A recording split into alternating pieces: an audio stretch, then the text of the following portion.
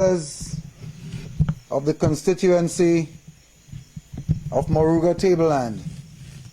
My name is Winston Gypsy Peters, and I am your PNM candidate for the constituency of Moruga Tableland for the upcoming general elections. I must say it is a pleasure, my pleasure,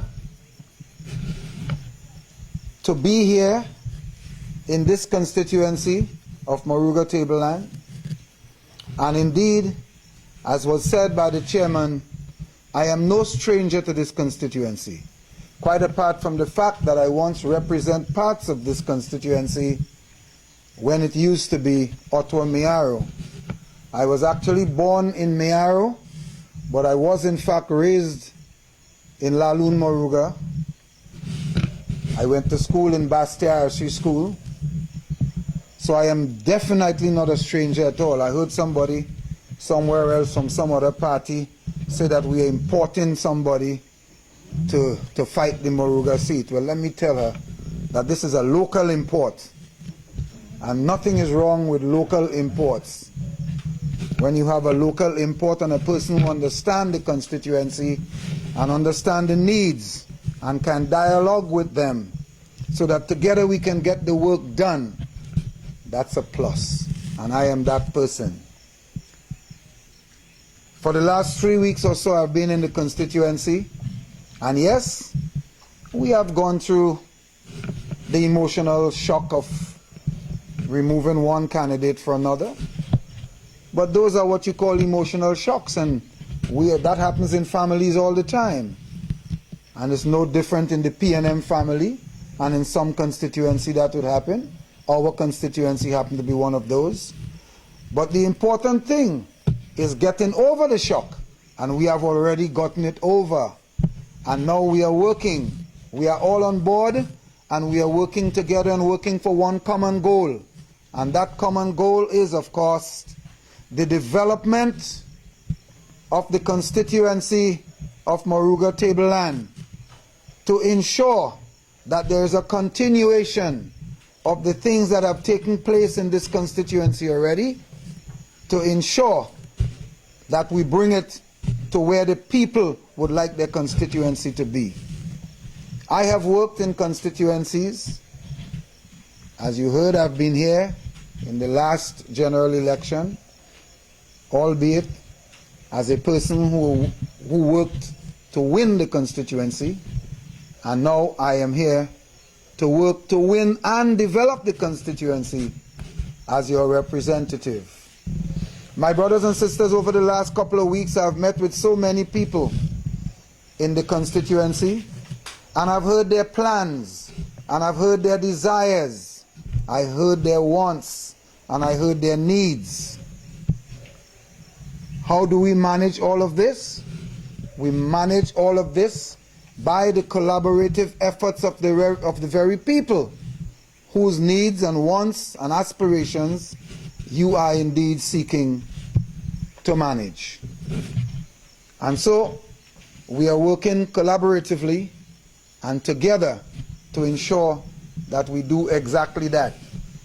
To date, on the ground, we haven't started walking the whole constituency, but yes, we are walking. Some of you would have seen me in parts of the constituency. We have been to Marak and Laloon, Mandingo. We have been to Komuto. We have met with the pine farmers.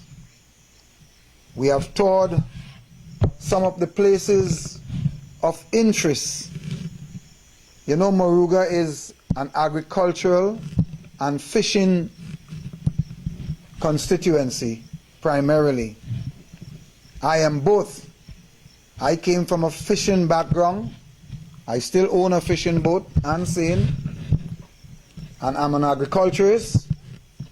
I still plant a lot of acreage. So I am here in the capacity of a person with the knowledge of the needs of the people. So I've met with them, and they have explain to me exactly what they're looking for.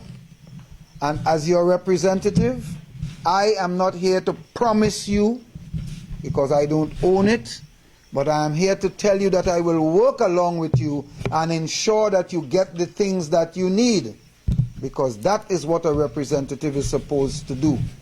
A representative is a person who is supposed to represent your views, not mine. I will go along with you and advise you in everything that we are supposed to do. Where my knowledge is essential, you can use it. Where your knowledge is essential, I would use it to ensure that we work together to accomplish the things that we want to accomplish. Most of the things that I've been told about in the constituency is the lack of things for young people to do, jobs. Some people show me that they have degrees. Some people show me that they have passes. Some have experience in different sphere of work. And I want to make sure that we work together so we can get these things done for the people. I'm an entrepreneur, and wherever it's possible for me to lend my experience of entrepreneurship, I will do that, because I see the things that they really want. Take for instance, I went into Mandingo Road, and the people of Mandingo Road said to me, they're calling me MP already, you know. So I guess it might be very fortuitous. It's okay, I don't mind that. But they said to me that they want to have American market. I mean, I am trying to figure out how long and why it took them so long to do that. So I am showing them the ways that we can have American market without even or very little government intervention. Because as you very well know, the people, the American people of Moruga, were given lands, even at a time when slavery existed. They had their own lands and freedom. And some of them still have parcels of those lands. So we are going to acquire some piece of land from them, and together we are going to build the American market. And I want to ensure the people of Mandingo Road that we are going to build the American market. You know, I am not one to make people promises. I don't like, because people like to say, politicians like to promise and don't deliver. Well, it's not a promise, it is something that we have to do, and it's something that we're going to do because it is something that they want to do. And with my entrepreneurship, I'm going to show them how we can do it with little input from the government. But we will have that, and I tell you that that is going to happen in short order. The pine farmers say to me that they would want more lands because they want to develop the pine industry in Trinidad and Tobago, where we can export pine. But more than that, we have a development here in Moruga. The agro-processing plants that we are having in Moruga, it is to deal with agriculture. And I went and toured that place. It should be open in short order. And I assure them that I'm going to work with them, because the government is not averse to giving them the lands that they need for development. If they were, then they would not build the agro-processing plants. They would not dedicate so much lands. This government would not have dedicated so much to the agro-processing plant. So I will take that forward, and I can assure you that we are going to get some traction there. We are going to get some traction there, because I'm going to work on it for you. My brothers and sisters, I know that we have a lot of people from other party walking around and promising you they're going to do this and promising you they're going to do that and the other. They were there before, and they promised you the same thing, and they didn't deliver it.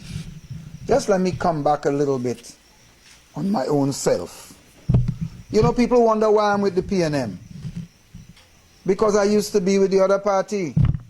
But the fact remains is that the only people who don't have the capacity to change are dead people.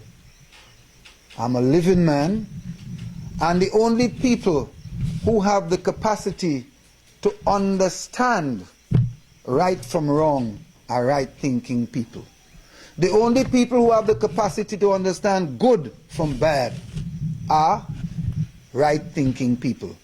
I'm a right-thinking person, and so the reason why I'm here is because I know that the PNM government, after looking at them for a long time and looking at a comparison of what is done, what has been done, and what will be done, I have no other choice but to be with a progressive party, led by a progressive leader.